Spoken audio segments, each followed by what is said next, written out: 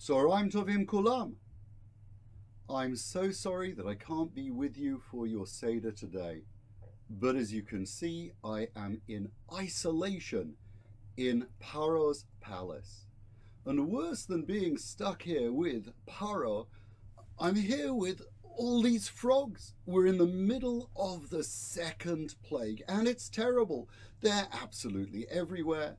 They're in the bedroom, they're in the bathroom, they're in the kitchen, they're even in the ovens. Not only is the place overrun with these frogs, but they just don't stop croaking. Ribbit, ribbit, ribbit, ribbit. It's giving everyone the most awful headache. The frogs are noodgy and noisy. They just don't care. Now, we understand that the plagues were given in order to teach the Egyptians a lesson and also for us to learn something from them. So what is the lesson of these noodgy and noisy frogs? So the frogs, we're told, came out of the Nile, which was a god for the Egyptians. And the Egyptians thought that the Nile gave life, but during the first plague, the plague of blood, they saw that the Nile itself could stop being a life giver. Oh, what happens with the second plague, the plague of frogs, out of the Nile and into their homes, out of their God and into their homes and into every part of their life comes something which is noodgy and noisy under their feet and giving them a headache. You know where this is going, don't you? The Egyptians realized that they hadn't been considerate of each other, and they really hadn't been considerate of the Israelites, also created by God.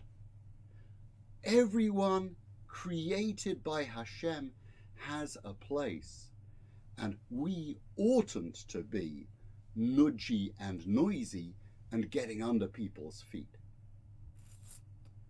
So, particularly this year, when we are living stuck a little bit together more than every time, it's really important for us to be considerate of each other. And that's the lesson I want you to learn from the plague of frogs. Don't be noodgy, don't be noisy, be considerate. Don't be noodgy, don't be noisy, be considerate. There's no problem being in the dining room and the kitchen if you're helping getting the Seder ready. And there's no problem opening up your mouths to make a noise if it's not giving people a headache, but rather you're asking, how can I be helpful? What does this mean at the Seder? Or you're giving and sharing the Divrei Torah that you're learning from your teachers today. I wish you and all your families a special Seder today and a wonderful Seder and a fabulous Chag at home. Chag Sameach Kulam.